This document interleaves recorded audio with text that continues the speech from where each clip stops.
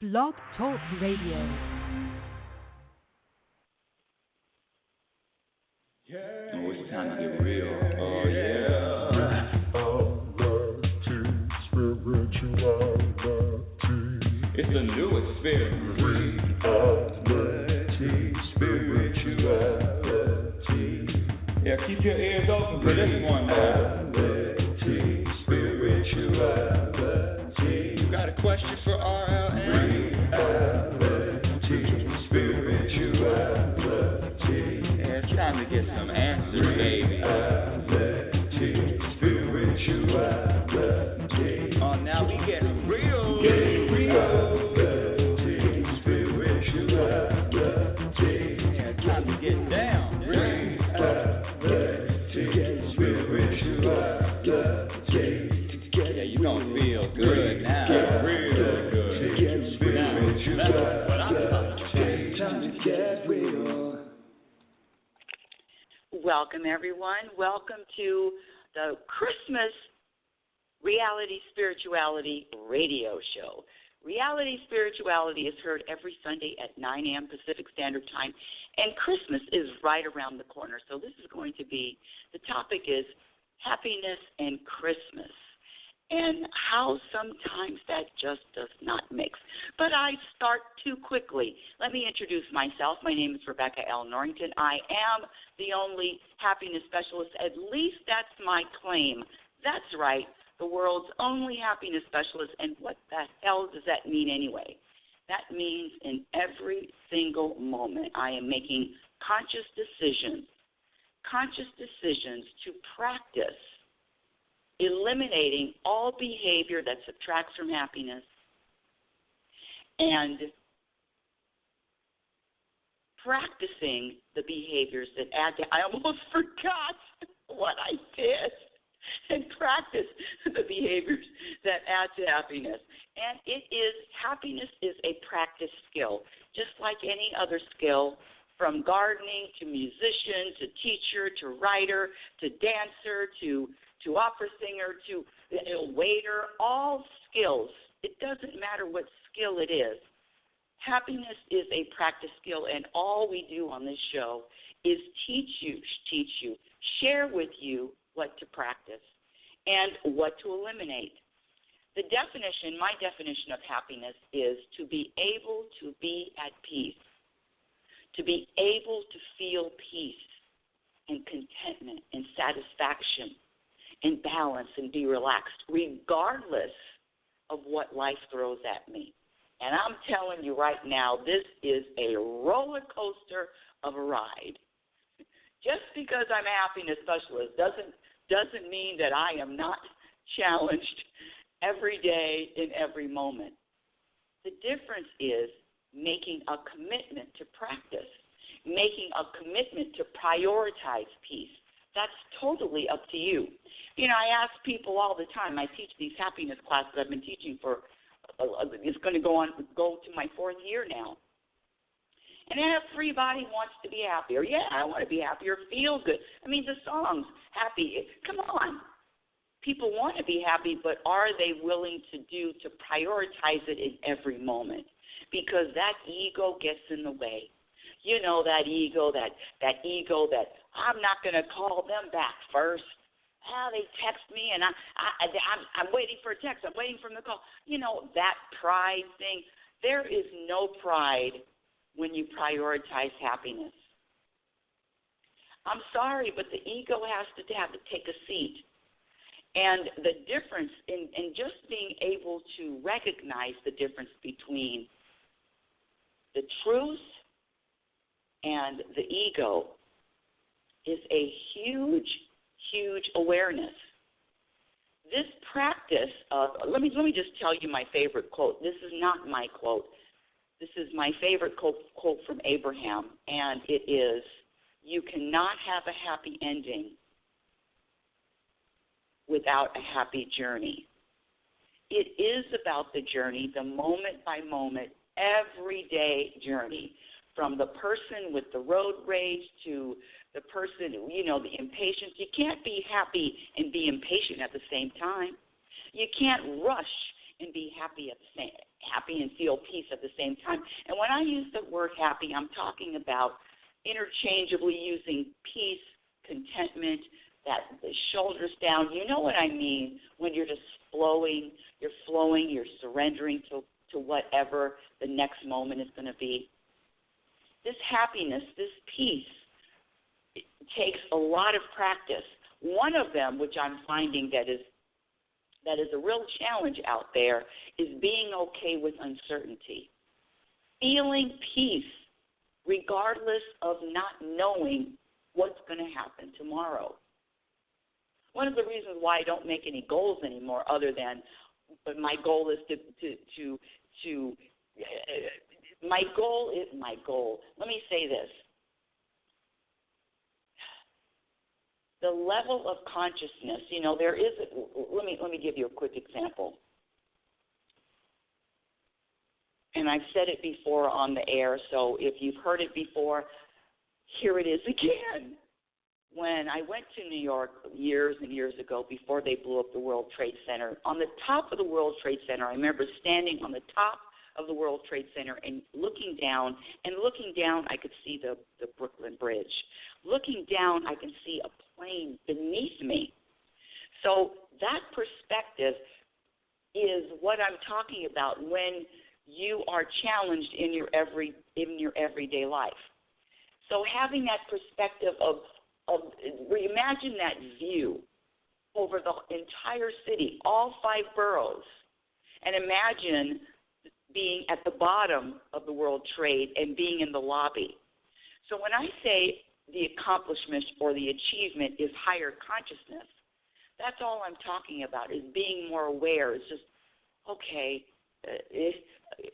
when I say more aware, it's more aware and more practice. I responded to a tweet the other day. Somebody was talking about happiness and how, what really asked about what is happiness to you. And I threw in my little 2 cents, which is total acceptance of every moment without judgment, without resistance, trust, surrendering. And their reply came back, and a reply came back was, yes, and then also I do agree with you I agree with most of what you said. I love that. Most of what you said, but also achieving and rising above adversity and what else did they say? Rising above adversity, achievement. Oh, and facing your challenges also brings happiness.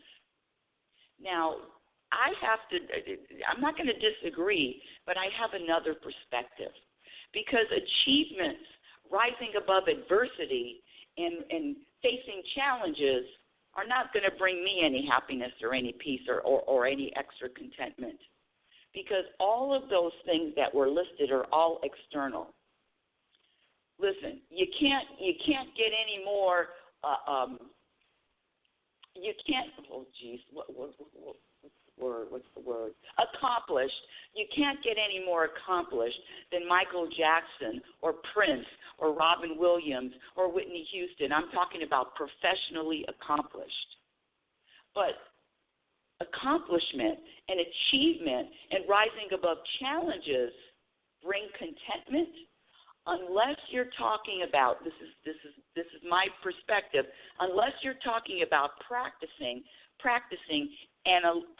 the behaviors that add to happiness and eliminating the behaviors that subtract. Now, some of the things that you can eliminate that will add to your peace are attachments. Having an attachment to an outcome. I know we're getting into the Christmas. It's Christmas and happiness, and I will get there. So it's really not about wanting to achieve something, but do you have an attachment to an outcome of what you want to achieve? Because if you do, then you're going to be subtracting from your peace, if that makes any sense. Sometimes I get so hyper and so passionate about this. My thoughts are just, my words are just it's just so much to share and so much to say. But on this show, we talked about the definition of happiness, and that is to be able to be at peace regardless of what life throws at you.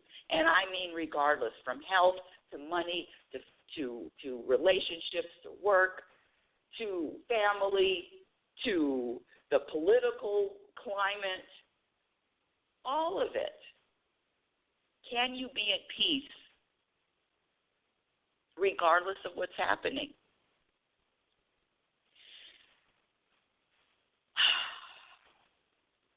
It is no easy practice. But the rewards are countless. You will never get bored when you practice the behaviors that, when I say practice, I mean commit, prioritize, and practice the behaviors that are going to add to your happiness. And some of those behaviors are making happiness your number one priority. A moment-by-moment commitment to wanting to be happier. Surrendering to whatever is happening in the moment without resistance. Humbling the ego, not giving the ego any power. Being yourself, acceptance, living consciously, being okay with uncertainty, trust, letting go, allowing, choosing your perspective, choosing your focus. This is a big one. Staying out of everybody else's business. Practicing behaviors that add to happiness and eliminating the behaviors that subtract from happiness. What are some of the behaviors that subtract from happiness?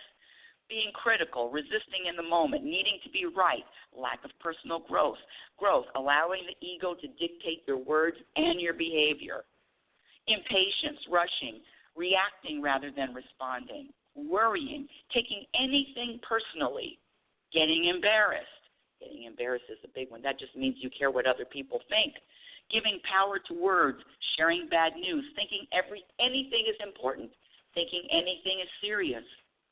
Talking about what someone else is doing, noticing what someone else is doing, blaming anyone or anything for how you're feeling. You know, it is so rampant out there. The mindset is something happens and now you're angry. Something is happening and now you're sad. These emotions of up and down roller coaster were all programmed.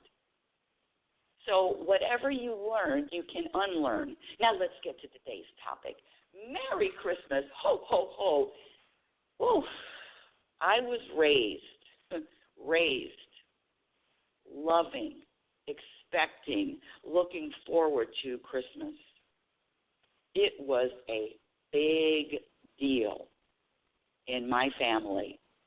Huge. And my dear mother made it a special occasion for us kids. Well, there's only two of us, me and my brother, but made it a special occasion every year, to the point where I just talked about this last week. Please don't tell anyone, but this is a true story.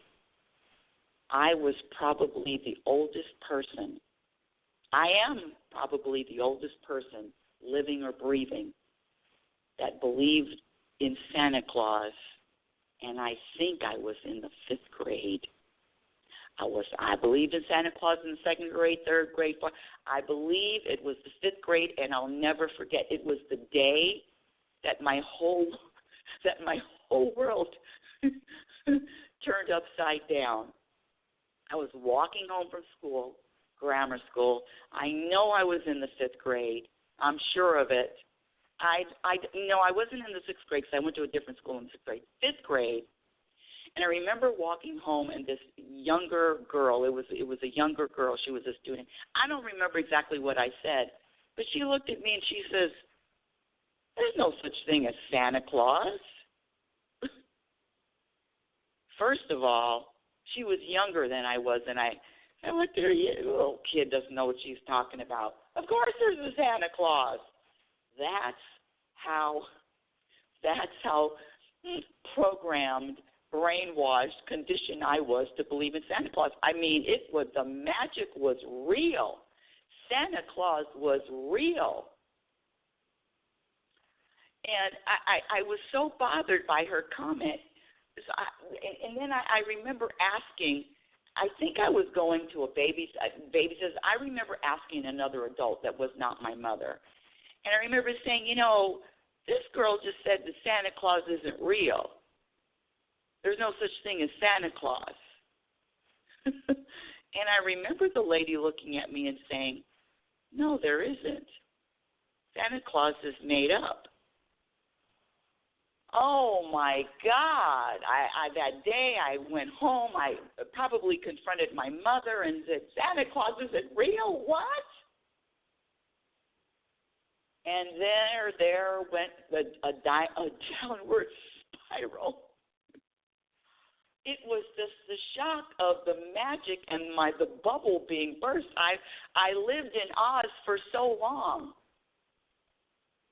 But after all of that, and I settled with myself, and okay, Santa Claus isn't real. I loved this. I loved the magic of it, the story of it, the pretend, the going to sleep, and there's presents under the tree. So I did the same thing with my son. Same thing. Yes, there's Santa Claus. Santa Claus is real. The whole 9 yards. Now, my son was a lot more savvy than I was, and I remember him telling me that, he knew Santa Claus wasn't real at a very early age, but he didn't want to tell me that he knew. The point is this: every Christmas, and I'm going to throw my birthday and any other holiday in there, but especially Christmas, it was a big deal, a special occasion. And what happened with me is when I got older, I remember having so many expectations and putting so much pressure on not only myself, but everybody else that knew me. Hey, you better help make this Christmas special for me. I'm expecting, not only did I expect gifts, but I expected behavior, I expected time, I expected activities. I expected so much on Christmas. Now, listen, I'm not saying that there's anything wrong with that, the magic of Christmas, but all expectations subtract from peace. All expectations subtract from peace, and all obligation subtracts from peace. And all trying to control somebody else or wanting someone else to do what I thought was going to make me feel good. It was such a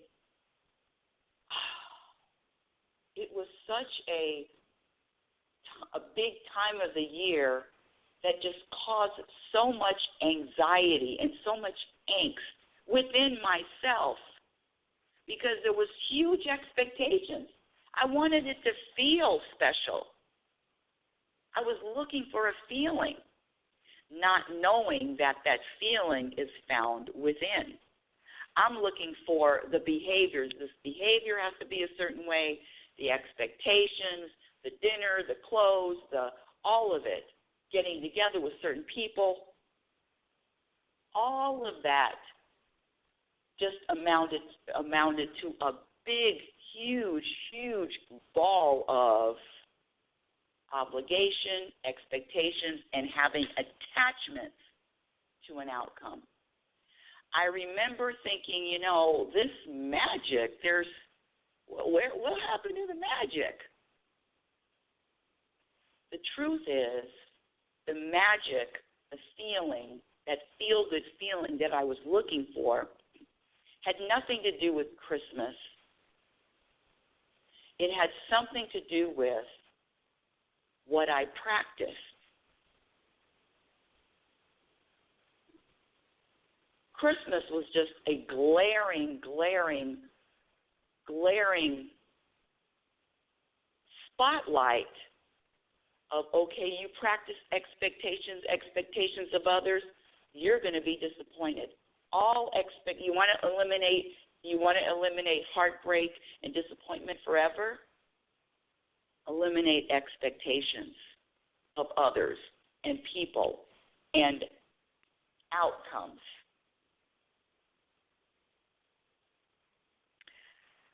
The programming around the holidays is the challenge. The programming that everybody is supposed to feel a certain way, gather around together. Forget the gifts. Forget the buying the gifts. If you want to keep buying Christmas gifts and you enjoy buying Christmas gifts, that's not even the issue. But the obligation of a gathering and obligating other people to be at your gathering, and if they're not at your gathering or not calling you or not acknowledging you on a special day, a special occasion, let me just speak for myself. Now I'm going to pout. Oh, come on. I was the queen of pouting. I can out-pout anybody and outlast, and my pouts could last for weeks, if not days and weeks, pouting. You know what I'm talking about, that cold shoulder pouting. But what I've discovered is I claim to love someone. I say I love someone, and now I'm pouting, and now I'm giving them a cold shoulder, and now I'm not speaking to them because I'm not getting my way. I'm not getting what I want.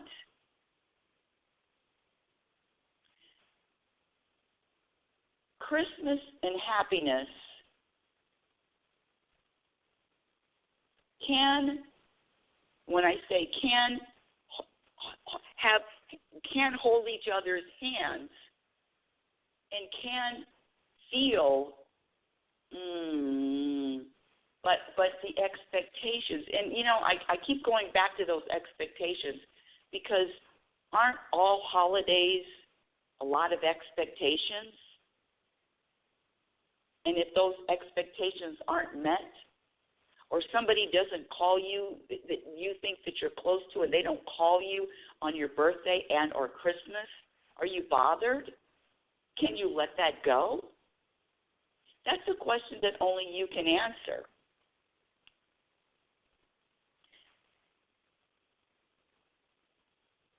One of the things that I want to share is someone brought this to my attention last week about good days versus bad days. Oh, I'm having a good day. Oh, I'm having a bad day. All labels subtract from your happiness. All labels subtract from your happiness. All labels subtract from your peace, your contentment. When you label something good, that means you can also label something bad.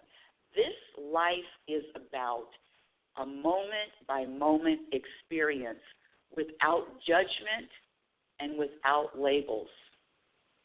When you practice letting go of the labels, not only letting go, eliminating the labels. I know, we were taught to label everything. But that labeling everything, good, bad,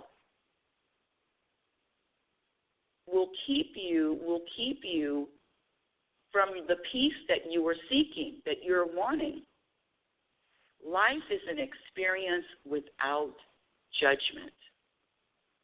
It is the judgments, it's the labels that cause us to suffer, not the experience itself. It's the labeling, this is good. It's the judging, this is bad. It's the judging, this is bad. It's the judging, this should not be happening. It's the resisting.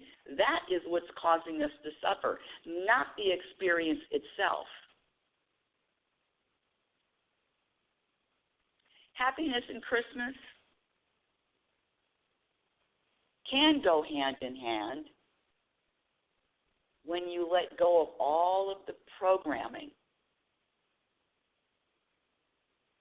You know what's up? Another thing I want to add to this is that you can celebrate Christmas or the spirit of Christmas or the joy of Christmas any day you like.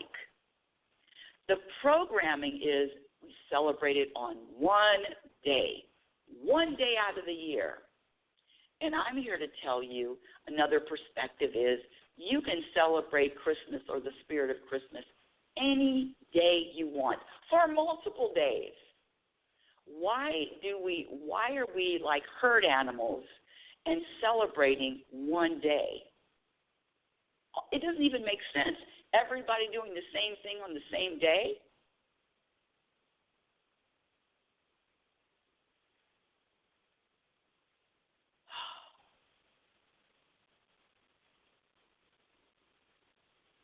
My wish, my Christmas wish for my audience, and thank you for listening, for my audience is for you to be at peace regardless of what day man wants to label it, to feel contentment, to vibrate satisfaction regardless of the day that is labeled Christmas, New Year's, Valentine's Day, birthday, 4th of July, Groundhog Day, Labor Day, Thanksgiving, Halloween. All of those days, you can celebrate any single day you want. Celebrate the moment. Celebrate the present moment. Celebrate life. Celebrate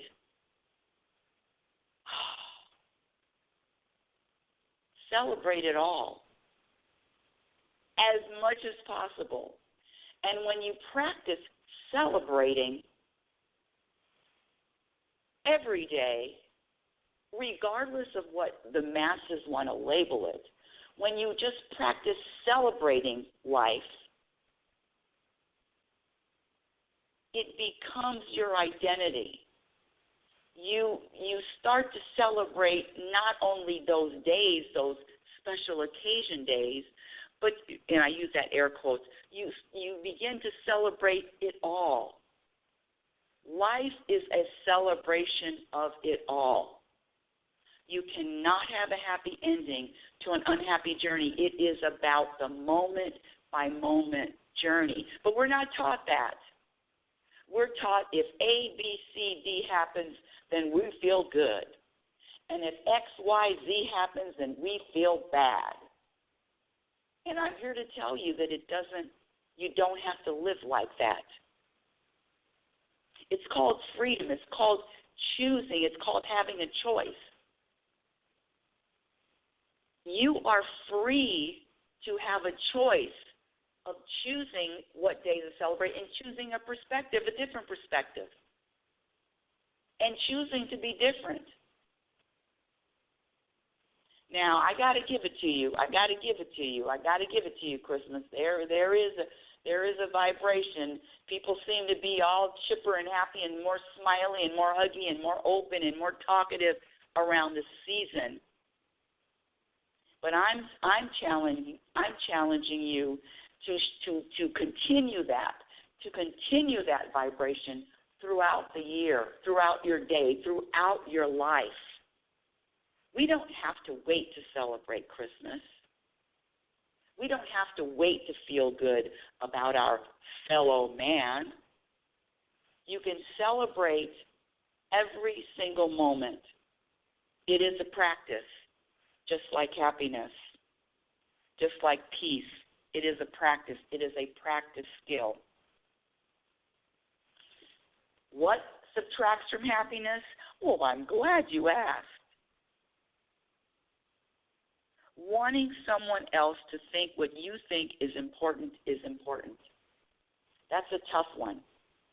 That's for my audience that has causes, whether it's recycling or PETA, global warming, or whatever your cause is. You can have the cause, but when you want someone else to think what you think is important, that's going to subtract from your peace. We already talked about all expectations. Giving power to words, labeling, taking anything personally. Listen, when someone is yelling at you, I don't care if they're calling you by name, it is never personal. Anyone else's anger or bitterness or resentment or behavior is never personal. It always is a reflection of how they are feeling. And in fact, if someone does get angry or if someone else lashes out,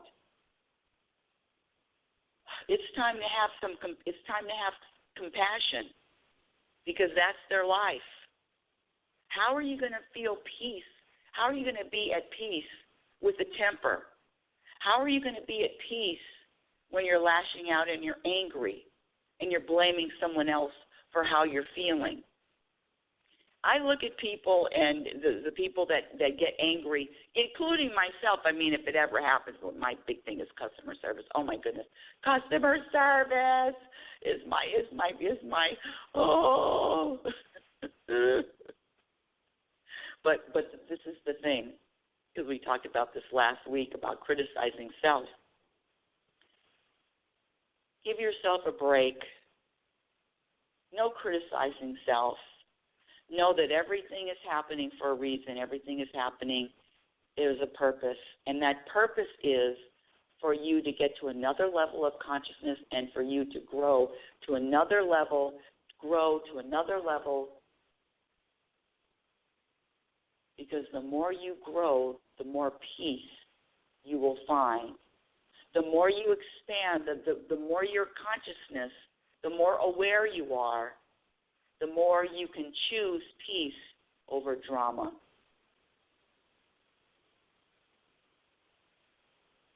The struggle is always internal. All suffering comes from thinking that anything needs to be different than what is actually happening.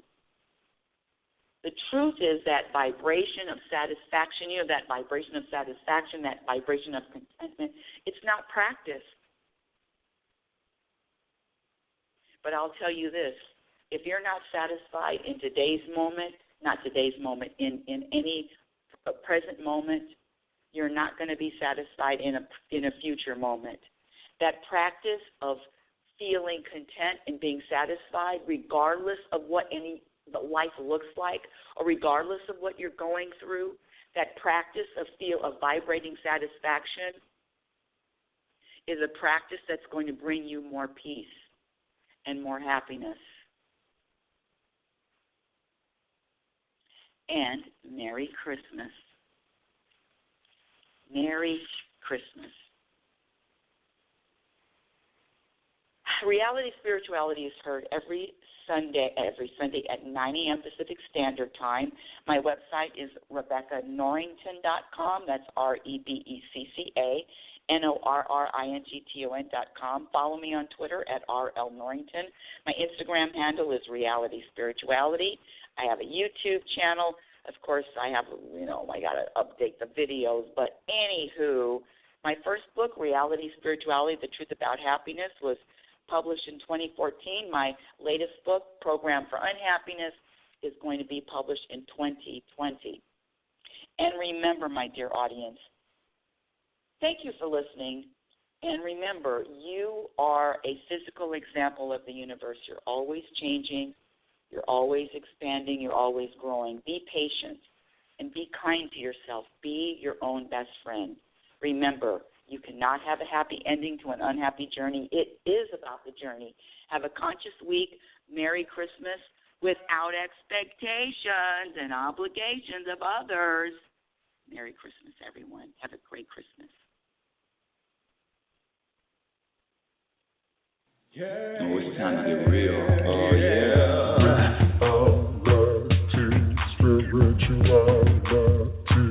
It's a new experience. Reality Spirituality. Yeah, keep your ears open for this one, man.